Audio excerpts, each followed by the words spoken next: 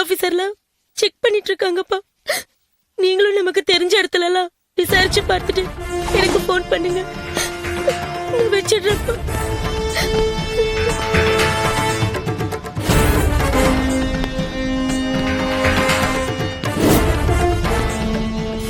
இந்த ஊர்ல இருக்கிற உங்க ரிலேட்டிவ்ஸ் வீட்ல எல்லாம் விசாரிச்சு பார்த்துட்டீங்களா? எங்க ரிலேட்டிவ்ஸ் எல்லாரும் வெளியூர்ல தான் சார் இருக்காங்க. இந்த ஊர்ல யாருமே இல்ல சார்.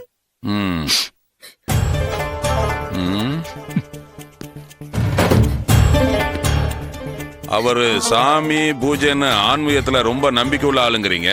ஒருவேளை பக்கத்துல கோயில் விசேஷம் அது இதுன்னு போயிருப்பாரான்னு ஆள் அனுப்பி விசாரிக்க சொல்லியிருக்கிறேன். பார்க்கலாம். இல்ல சார், எங்க போறதா இருந்தாலும் என்கிட்ட இன்ஃபார்ம் பண்ணாம போகவே மாட்டாரு சார். ஒருவேளை போற இடத்துல 10 நிமிஷம் லேட்டானா கூட போன் பண்ணி எங்க அப்பா விஷயத்தை கன்வே பண்ணிடுவார் சார்.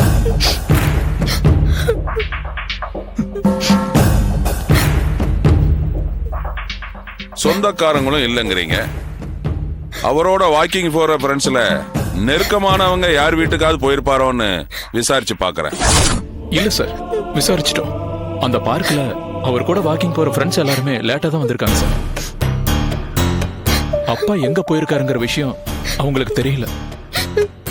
மாமாக்கு வெளியே காஃபி சாப்பிடுற பழக்கம் கூட இல்ல சார். எவ்வளவு லேட் ஆனாலும் வீட்டுக்கு வந்துதான் எதுவா இருந்தாலும் சாப்பிடுவாரு சார். இவ்வளவு நேரம் ஆச்சு, ஏதாவது சாப்பிட்டாரா இல்லையான்னு கூட தெரியல சார். அழகமா அழகா. இங்க பாருங்க, நீங்க எல்லாரும் தயவு செய்து பதறாம பயப்படாம இருக்கணும். செண்பக பாண்டியன் ஒரு ஸ்ட்ரிக்டான போலீஸ் ஆபீசர். அவர் ரிட்டையர்ட் ஆன ஸ்டேஜ்ல என்ன பிரச்சனை வந்துட போகுது? இல்ல சார், காலையில 6 மணிக்கு போனவர் இப்போ நைட்டு 11 மணி ஆகுது சார். இது வரைக்கும் எங்க இருக்காருன்னு ஒரு தகவலும் இல்ல. எனக்கு என்னவோ பயமா இருக்கு சார்.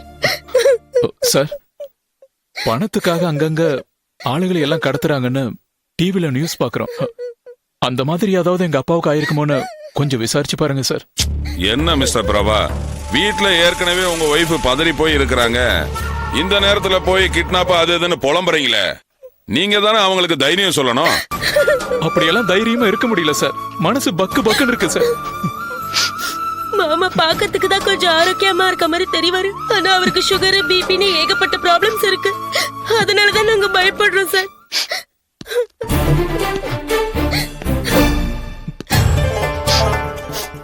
நீங்க சொல்றத பார்த்தா அவருக்கு வயசாகி போச்சு. ஒருவேளை இப்படி நடந்திருக்கலாமோ, அவர் வீட்டுல இருந்து ஜாக்கிங்கா பார்க்குக்கு போற வழியில மயங்கி விழுந்திருக்கலாம். அவரை தெரியாதவங்க யாராவது ஏதோ ஒரு ஹாஸ்பிட்டல்ல அவரை அட்மிட் பண்ணிருக்கலாம். அவர்கிட்ட ஐடி ப்ரூஃப் இல்லாதனால அவங்க உங்ககிட்ட இன்ஃபார்ம் பண்ணாம இருந்திருக்கலாம். நாளைக்கு காலையில உங்களுக்கு ஒரு கிளியர் பிக்சர் கொடுக்கறேன் சார். எஸ், என்னாச்சு? சார் வீட்டுக்கு கடைசியா வந்த போன் கால ட்ரேஸ் அவுட் பண்ணி பார்த்தோம் சார். ட்ரேஸ் அவுட் பண்ணதுல சென்னை டிஜிபி ஆபீஸ்ல இருந்தா பேசினாங்கன்னு தெரிஞ்சது. அந்த பேசின ஆபீசரை லைன்ல புடிச்சோம் சார். அவர் ஏதோ சில விஷயங்கள்லாம் சொல்றாரு. நீங்களே ஒரு அடி கேளுங்க சார். லைன்ல இருக்காரு. Hello, ACP Pasupathi here. Sir, நான் டிஜிபி ஆபீஸ்ல என்கொயரி செக்ஷன்ல இருந்து இன்ஸ்பெக்டர் மணிகண்டன் பேசுறேன் சார்.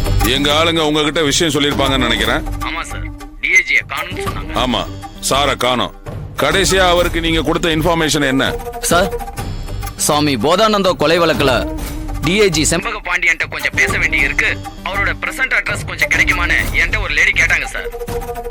நான் சாரோட லைனுக்கு போய் அவர்கிட்ட இன்ஃபார்ம் பண்ணிட்டு அந்த லேடி கிட்ட கனெக்ஷன் கொடுத்தேன் சார். அவங்க என்ன பேசுனாங்கன்னு தெரியாது. கடைசியா போகும்போது அட்ரஸ் வாங்கிட்டீங்களான்னு கேட்டேன். வாங்கிட்டதா சொன்னாங்க சார். அந்த அம்மா ஆபீஸுக்கு வந்த விஷுவல் சிசிடிவில ரெக்கார்ட் ஆயிருக்கும். அதோட காப்பி ஒண்ணு எனக்கு வேணும். நாளைக்கு அபிஷியல் ரிக்வெஸ்டோட நான் ஆபீஸுக்கு வர்றேன். Okay sir.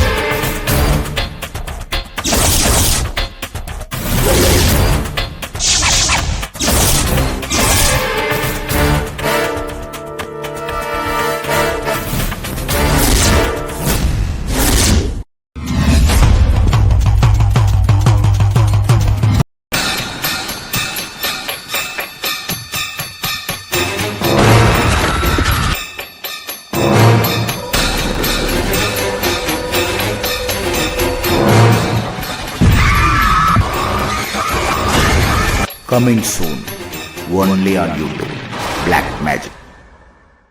If you enjoyed this video, kindly like, share, comment, and for further our interesting videos, subscribe our channel below.